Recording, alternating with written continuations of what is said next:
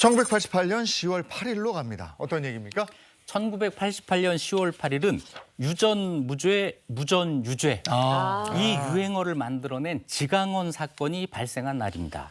지강원 사건은 교도소에서 이감 중이던 죄수 12명이 교도관들을 위협해서 흉기, 권총을 빼앗아서 집단 탈주한 사건인데요.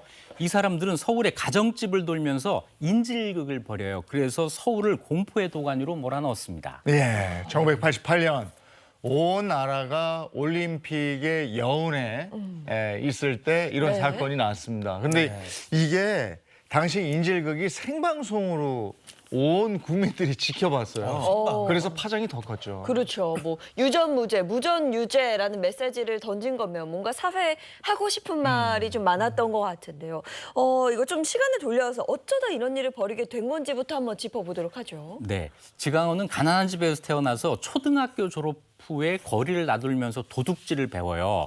이렇게 도둑질로 교도소를 들락거리는데 어느 날 556만 원을 훔쳤다가 붙잡혀서 징역 7년, 보호감호 10년, 총 17년의 옥살이를 선고받습니다.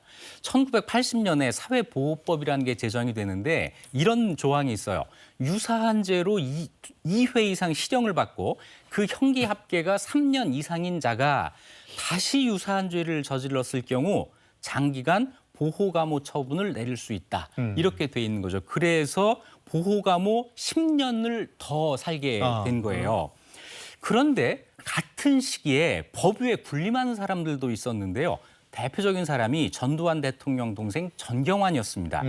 비슷한 시기 1988년 3월 달에 전경환이 76억 원대의 횡령과 탈세 혐의로 기소가 됐는데 그에게 내려진 형량이 겨우 징역 7년에 벌금 22억 원, 추징금 9억 원이 전부였습니다.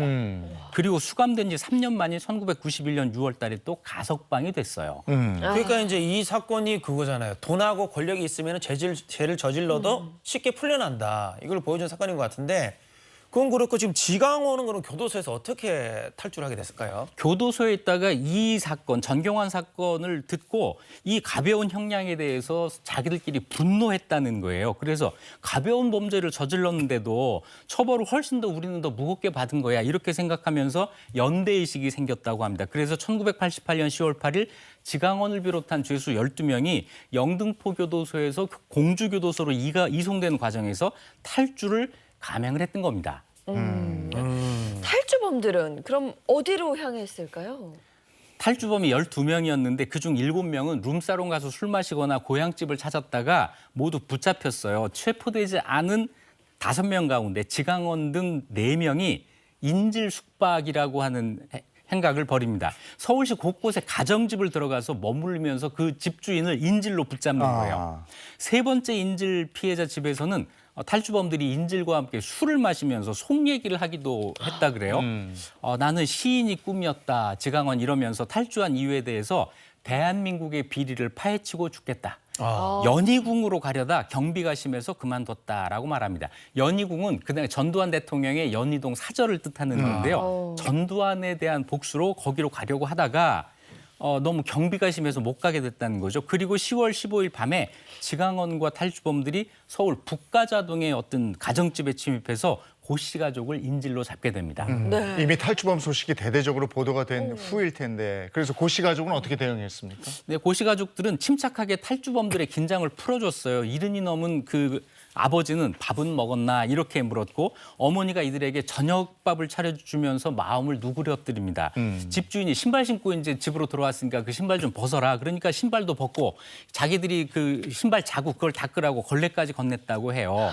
딸이 대학생이었는데 이 순순히 나가게 할 방법을 생각하다가 성경책을 읽어줘요. 그러니까 지강원이 나를 위해 기도해 줄 수 있겠느냐라고 말을 했대요. 그러니까 어떤 기도를 해줄까요? 라고 물어봤고 그러니까 또 내가 마지막 순간 예수님 마음이 되게 해달라라고 말했다고 합니다. 네, 보니까 이거 인질로 잡힌 가족들도 참 대처를 잘한 것 같고요. 지강원 일당도 보니까 인질을 그렇게 다치게 할 마음은 없었던 것 같아요. 네. 그 딸의 증언에 의하면 탈주범들이 정중한 태도로 인질, 그 가족들을 대했고 존댓말을 썼고 칼과 권총도 숨겨서 보이지 않게 조심을 했다고 합니다.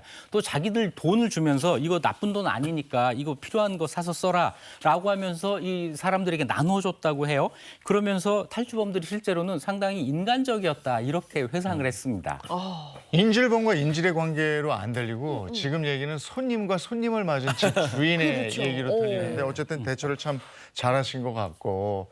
근데 그 이후에 이제 지강헌 일당하고 경찰의 대치가 시작되는 거잖아요. 그 부분은 어떻게 시작되는 겁니까?